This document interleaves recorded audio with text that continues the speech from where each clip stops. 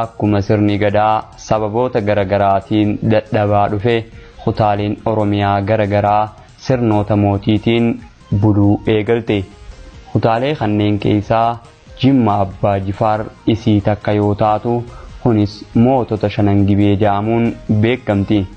Duuba mootiin tokko qaroomaan yeroo wal baraa deemu ogummaalee garagaraa hawaasa keessaa baasa.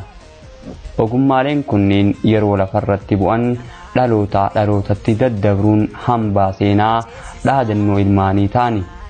Dhaloonni keenya kunis ogummaalee abbootii keenyaa durii ittiin boonaa jira. Garuu irraa barachuu hin dandeenye fakkaatti. Arra hambaalee seenaa keessaa seenaa masaraa Abbaa Jifaar xiqqoo waliin laalla.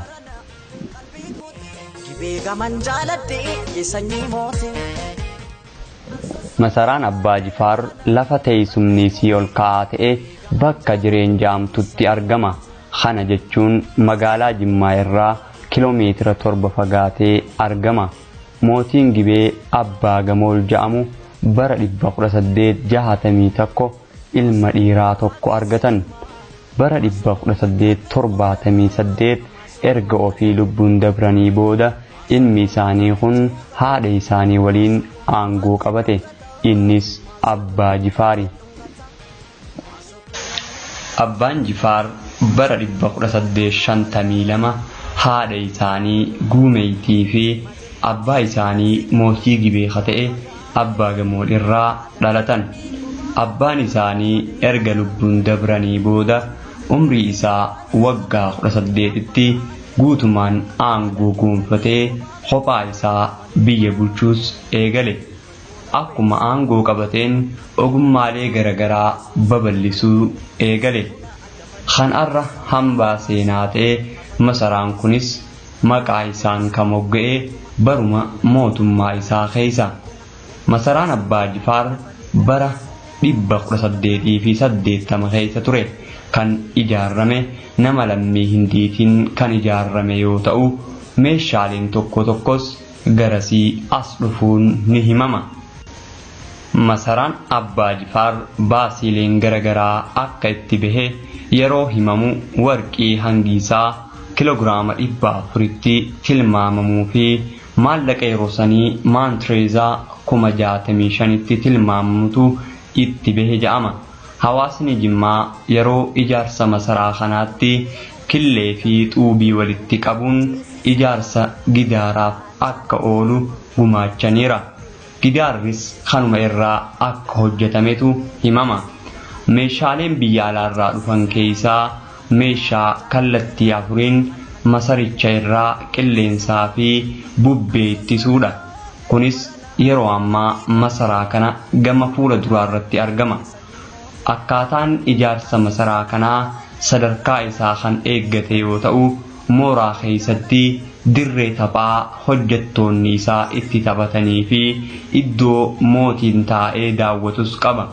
Akkasumas masjiida dhiiraa fi dubartoota of danda'ee keessummeessus of keessaa qaba. Jalqaba yeroo masaraa kana ol seenan hulaa isa jalqabaa irratti barreeffama afaan Arabaan laa ilaaha illallah Muhammadur Rasulullah jedhu arganna. Kana jechuun Allaha malee Rabbiin biraa yookaan Waaqni biraa yookaan ammoo gooftaan biraa hin jiru Muhammad ergamaa isaati ta'a.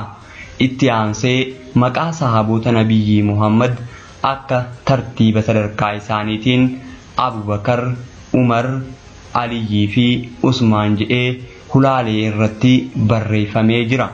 Masaraan kun waggoota dheeraaf teessoo mootummaa Abbaa Jifaar ta'ee tajaajilaa ture.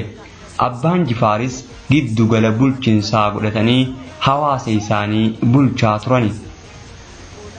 Masaraan Abbaa Jifaar dhiheenya kana dulloomaa dhufeera jedhama. Irra deddeebiin hawaasni naannichaa akka haaromuuf iyyafataa ture.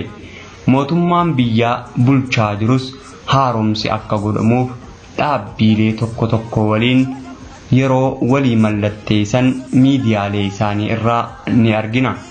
Ammatti sadarkaan haaromsaa hammam deemeera kaja'uuf ragaa qabatamaa hin qabnu.